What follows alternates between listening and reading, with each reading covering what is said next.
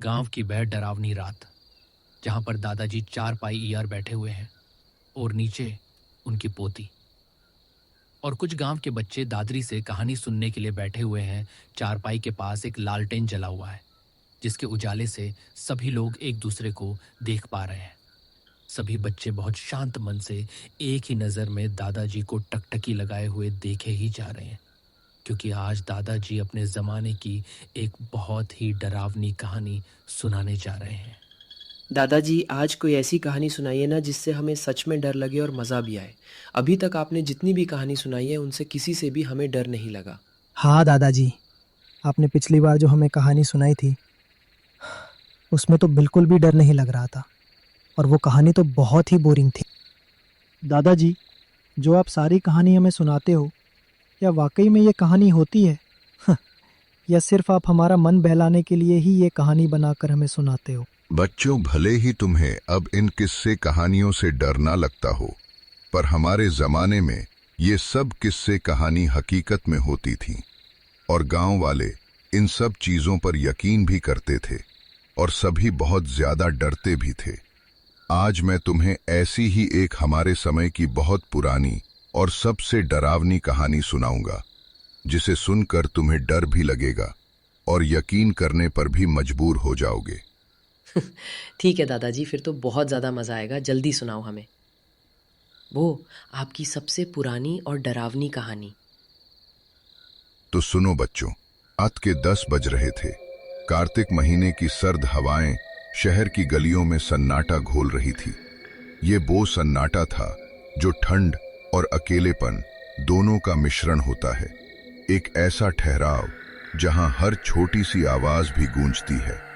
राघव, जिसका आज काम खत्म होने में कुछ ज्यादा ही समय लग गया था, अपने दफ्तर से निकलकर घर की ओर तेजी से कदम बढ़ा रहा था। उसने अपनी जैकेट की झीप को गर्दन तक खींच लिया था, लेकिन बर्फ जैसी ठंडी हवा मानो किसी अदृश्य दरार से निकलकर उसके हर जोड़ और हड्डी तक पहुंच रही थी। उसका बदन स्वेटर और जैकेट में भी कांप रहा था। ठंड अपने चरम पर थी, मानो आसमान से बर्फ न गिरकर ठंडी सुइयां गिर रही हों, जो चमड़ी को भेद कर अंदर तक चुभ रही थी। राघव के मन में एक ही विचार था, किसी भी तरह घर पहुंचना और एक गर्म कंबल में दुबक जाना। तभी थोड़ी दूर पर एक छोटी सी चाय की टपरी की पीली रोशनी और गर्माहट ने उसे अपनी ओर खींचा। ये रोशनी अंधेरे और ठंड के समुद्र एक छोटे से द्वीप जैसी लग रही थी। टपरी के टीन सेट के नीचे लकड़ी की बेचों पर कुछ जाने पहचाने चेहरे बैठे थे। ये अक्सर रात में यही इकट्ठा होते थे, मानो ये टपरी केवल चाय का अड्डा नहीं, बल्कि शहर की थकान और ठंड से बचने का एक सुरक्षित ठिकाना हो। लकड़ियों की धीमी आंच पर चाय का पतीला खदबदा रहा था और अदरक की खुशबू उस कंपकपाती ठंड में एक आरामदायक और जीवनदायी एहसास दे रही थी। इस खुशबू में एक अजीब सी लत थी जिसने राघव के कदमों को रोक लिया। राघव ने एक लंबी सांस ली और टपरी के पास पहुंचा। और काका, क्या हालचाल? हरी काका, जिनकी आंखों में जीवन का लंबा अनुभव झलकता था और जिनकी घनी मूछें उन्हें एक गंभीर और अनुभवी रूप देती थी, एक गहरी चाय की चुस्की लेकर बोले, अरे बेटा राघव, इतनी रात को और इस कड़ाके की ठंड में कहाँ जा रहे हो? सब ठीक तो है? हाँ काका, सब ठीक है। असल में मैं गांव जा रहा हूँ। माँ ने सुबह ही फ़ोन किया था कि घर में एक ज़रूरी काम आ गया है। मैंने सोचा रात को ही निकल जाऊँ तो सुबह तक पहुँच जाऊँगा। ट्रेन अभी 2 घंटे में है, बस स्टेशन तक पहुँचना है। रामू काका, जो कि चंचल स्वभाव के थे, आग की लपटों को निहारते हुए बेटा, ठंड में रात को ऐसे सफर पर मत निकला करो। ये वक्त ठीक नहीं होता। रास्ते सुनसान हो गए और मौसम का मिजाज देखो। ठहर जाओ, सुबह आराम से निकलना। स्टेशन पर रात गुजारने से तो बेहतर है कि यही टपरी पर रुक जाओ और आग से ताप लो। अरे तुम्हें याद है वह भयानक ठंड की रात। आज भी उस रात की याद आती है तो रूह कांप जाती है। अरे हाँ रामू, वो रात, उस रात का ख्याल आते ही लगता है कि मौत कितनी करीब थी। मैं आज भी जब उस बारे में सोचता हूँ तो मेरे रोंगटे खड़े जो जाते हैं। वो सचमुच बहुत खौफनाक रात थी। उस घटना को भला कौन भूल सकता है। उस रात के बाद मैंने कभी भी अमावस्या की रात में घर से बाहर कदम नहीं रखा। कौन सी रात काका? मुझे भी कुछ बताइए। आप दोनों इतने डर क्यों रहे हैं? क्या हुआ था उस रात ऐसा? बात तब की है बेटा, जब मैं रामू 25 साल की जबान थे। हमारे शरीर में पूरी ताकत थी और दुनियादारी का ज्यादा अनुभव नहीं था। हम गांव के सबसे मजबूत जबान माने जाते थे। हम शहर से अपने गांव के लिए कुछ खास व्यापारिक सामान लेकर लौट रहे थे, जिसमें मसाले और कुछ जरूरी उपकरण थे। जमाना बैलगाड़ी का था। मोटर गाड़ियां गांव में दुर्लभ थी।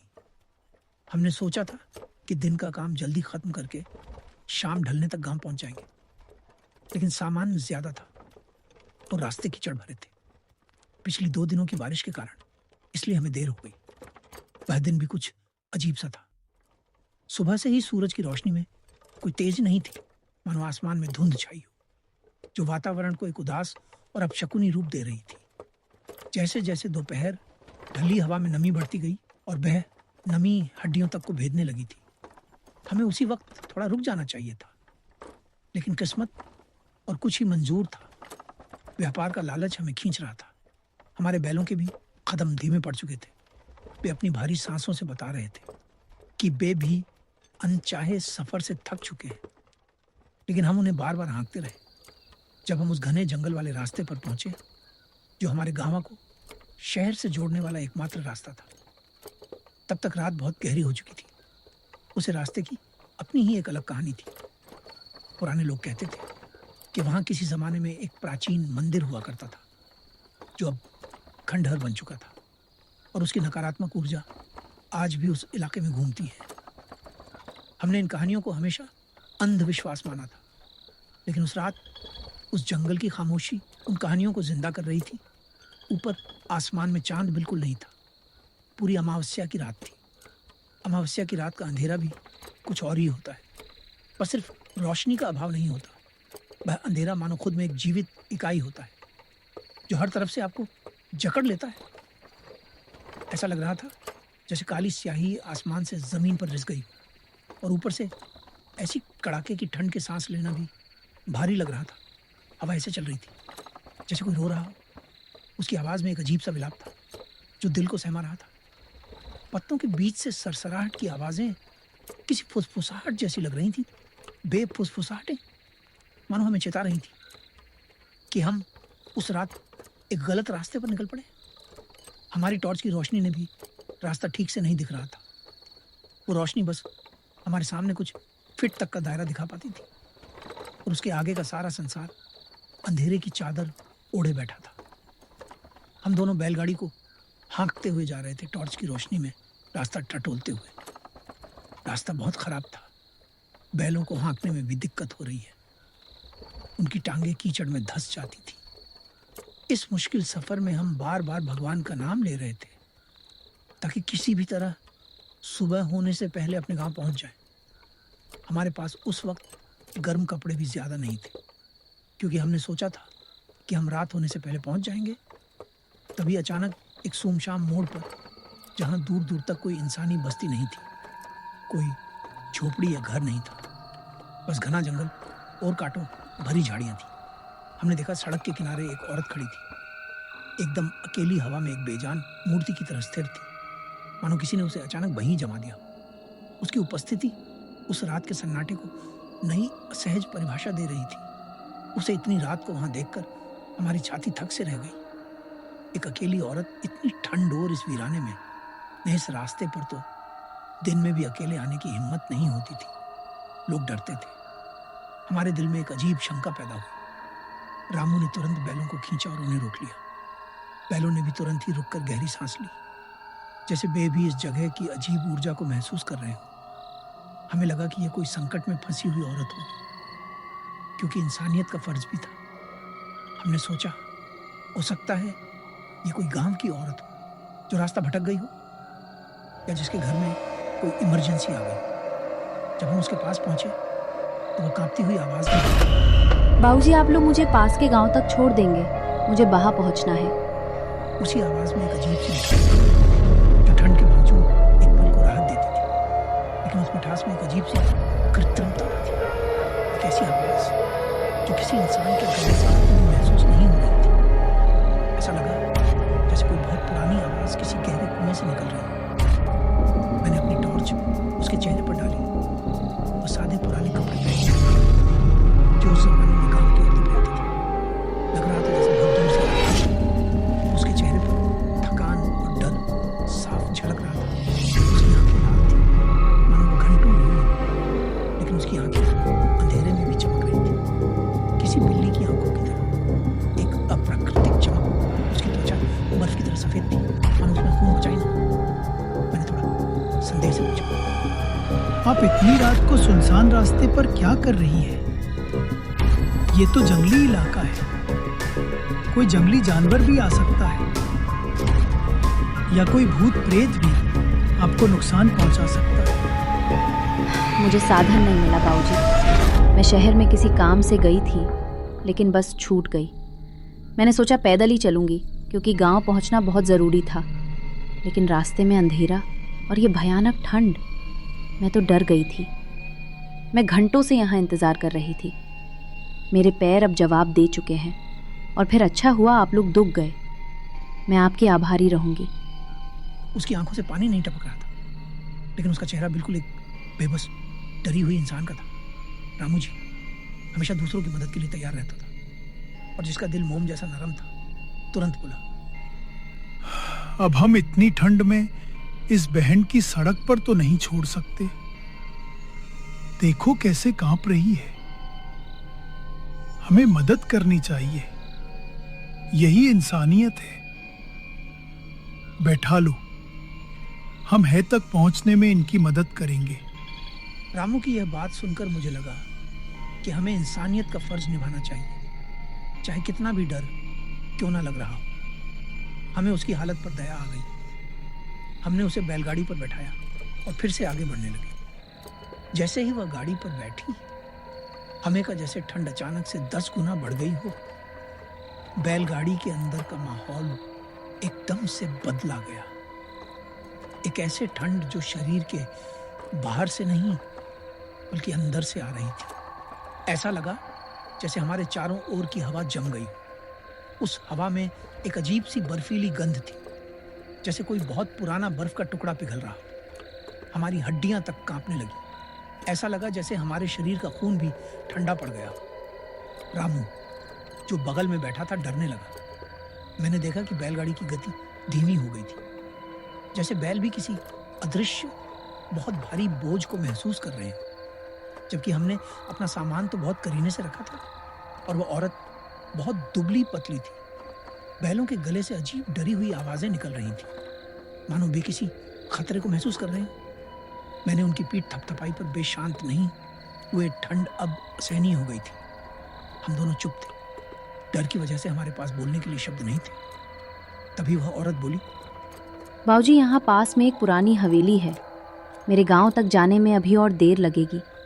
ठंड बहुत ज़्यादा है और मैं अब और चल नहीं पाऊंगी। अगर आप दोनों को एतराज़ ना हो तो हम वहाँ कुछ देर आराम कर सकते हैं। आगे से हाथ सेक लेना और फिर सुबह होते ही निकल जाएंगे। रात गुजारने के लिए बहुत जगह सुरक्षित है। उसकी आवाज़ अजीब सी दबी दबी थी, जैसे पानी के अंदर से आ रही हो। हमें भी ठंड लग रही थी और आगे का रास्ता भी खतरनाक था। सुबह तक इंतज़ार करना एक अच्छा विचार लगा। हवेली का नाम सुनते ही मेरे मन में फिर से डर पैदा हुआ, क्योंकि मैंने उस हवेली के बारे में भी गांव में कई बातें सुनी थी। हम दोनों ने सहमति दी। बैलगाड़ी को एक टूटी फूटी पुरानी खंडहर जैसी हवेली के पास रोका, जो जंगल के बीचों बीच थी। हवेली देखने में ही भयानक लग रही थी। उसकी दीवारें काई से भरी हुई थी, जो अमावस्या की रात में किसी डरावनी आंखों की तरह दिख रहे थे। दरवाजे पर बड़े बड़े जंग लगे हुए थे। अंदर चारों ओर सन्नाटा था। हवेली के अंदर भयानक ठंड थी, मानो सूरज की रोशनी कभी वहां पहुंची ही ना हो। और यहाँ की ठंड बाहर की ठंड से भी कई गुना ज्यादा थी।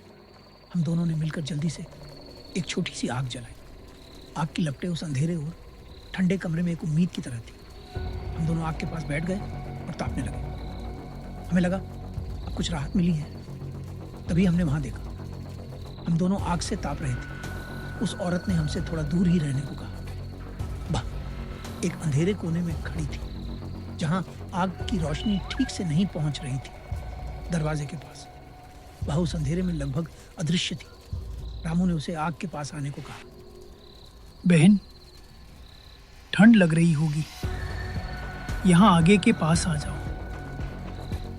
उसने इस बात को ऐसे कहा जैसे आग कोई दुश्मन हो। नहीं, मुझे आग से डर लगता है। उसके इतना कहते ही एक अजीब सी बात हुई। हवेली के अंदर ठंडी हवा का एक भयानक झोंका आया, जिससे हमारा दिल बैठ गया और आग की लपटें अचानक से नीली पड़ गई। और उसी जलती हुई आग की नीली रोशनी में उस औरत का हमने असली रूप देखा। उसकी आंखें गहरे काले गड्ढों की तरह थी, मानो उनमें कोई आत्मा ना हो, और बे आंखें घूर रही थी। उसके चेहरे पर एक अजीब मुस्कान थी जो उसकी मानवता को छीन रही थी। सबसे डरावनी बात, आग की रोशनी पड़ते ही उसकी कोई छाया ही नहीं बन रही थी। हमारे रोंगटे खड़े हो गए, गले से आवाज निकालनी बंद हो गई। हम दोनों समझ गए थे ये कोई साधारण इंसान नहीं है, ये कोई और ही चीज है। भाग रामू। हम दोनों ने एक दूसरे को देखा। बिना एक पल की देर की, बिना कुछ सोचे समझे हम दोनों उठे। हमने बैलगाड़ी को खोला, सामान को वहीं छोड़ा और बैलों को हाँकते हुए अपनी जान बचाकर आंख बंद करके वहां से भागे। हमारे पीछे से उस हवेली में से चीख की आवाज आई। हम तब तक भागते रहे जब तक हमारे फेफड़े जलने ना लगे, जब तक हमने अपनी गांव की बस्ती की पहली लाइट ना देख ली। हमने पीछे मुड़कर नहीं था। वह रात हमारी जिंदगी की सबसे खौफनाक रात थी राघव। मुझे गांव का सफ़र कल सुबह ही शुरू करना चाहिए। ये ठंड की रातें सचमुच अजीब और खौफनाक है। तो ये थी बच्चों मेरे समय की वो सच्ची घटना। बच्चों, तुम भी याद रखना, कितनी भी मुसीबत आ जाए, लेकिन ठंड में रात का सफर कभी भी मत करना।